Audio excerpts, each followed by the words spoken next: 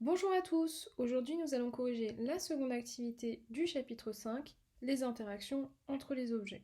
J'aimerais qu'on commence d'abord par les rappels de ce qu'on a fait la dernière fois. Lors de la première activité, on avait étudié le système du slackline, on avait regardé l'effet d'une action mécanique sur le slack et aussi sur Louise. Donc on avait étudié deux systèmes et on avait vu que ces deux systèmes étaient en interaction puisqu'ils avaient un effet l'un sur l'autre. Il fallait au cours de cette activité identifier et comprendre quelles interactions on avait entre deux objets. Pour cela, vous aviez des documents scientifiques qu'il fallait lire et comprendre. Le premier document présentait une interaction dite à distance. À distance, pourquoi? Parce qu'il n'y a pas de contact direct entre les deux objets que l'on va observer. En effet, entre le support et le globe terrestre, il n'y a pas de contact. Il y aura une interaction dite mécanique, puisqu'on va faire intervenir une force magnétique. Force magnétique avec, par exemple, deux aimants. Dans le deuxième document, on va mettre en évidence les interactions dites de contact, qui vont être séparées en deux types. Soit ce seront des interactions ponctuelles, soit ce seront des interactions réparties. Prenons l'exemple du clou et du marteau. Quand le marteau va toucher la surface, la tête du clou, cette action va être centrée au niveau de la tête du clou. Donc on va dire que cette action est ponctuelle car c'est une petite surface qui va être touchée dans son intégralité. Au contraire, au niveau de la voile du bateau est une grande surface. Donc l'air va toucher cette surface dans son intégralité. On va dire qu'on est dans une interaction répartie.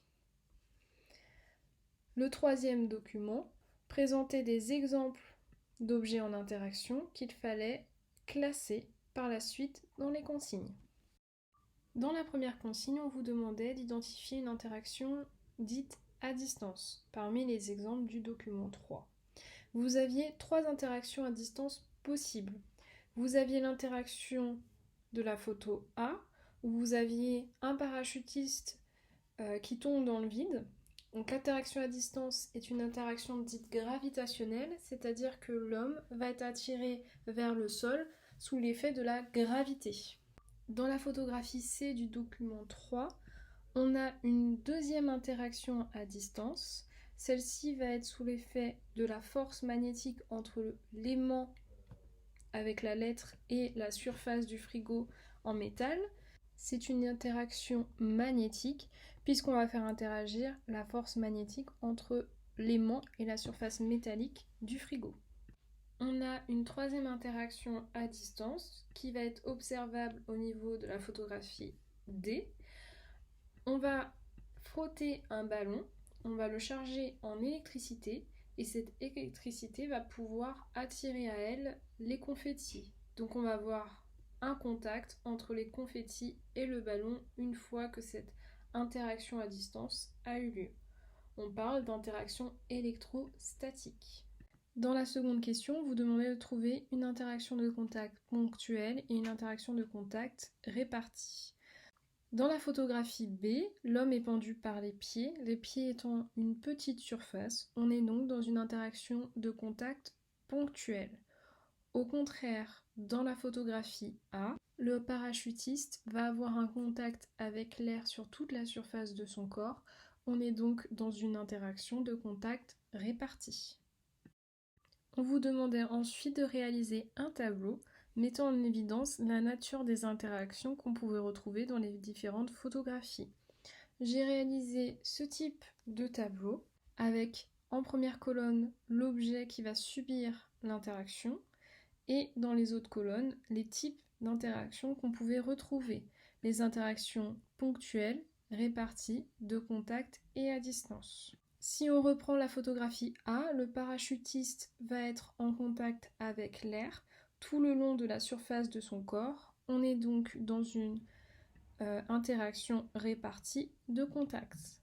Pour la photographie B, L'homme est pendu par les pieds et uniquement par les pieds. C'est donc une petite surface comme je l'ai dit précédemment. On est donc dans une interaction de contact ponctuelle.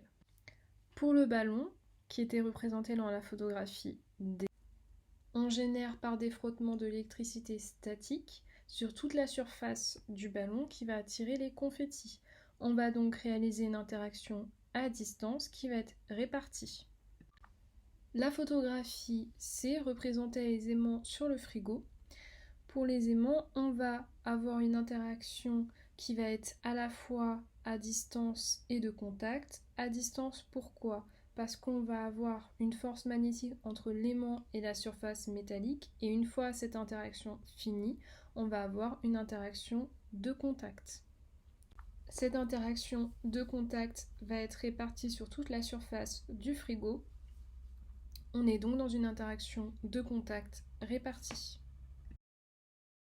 Cette activité nous a permis de comprendre quel type d'interaction il existait et quelles seront ces interactions. Je vais donc passer maintenant au bilan. Une interaction va s'exercer entre deux objets. Ces objets, on va leur donner un nom, on va les appeler auteur et receveur. L'auteur va exercer l'action mécanique qui va être subie par le receveur. L'auteur va donc exercer deux types d'interactions avec le receveur, soit une interaction de contact quand l'auteur va toucher le receveur, ou une interaction à distance lorsque l'auteur va agir à distance sur le receveur. J'espère que j'ai été assez claire pour vous. N'hésitez pas si vous avez des questions par mail et je vous dis à bientôt pour la prochaine activité.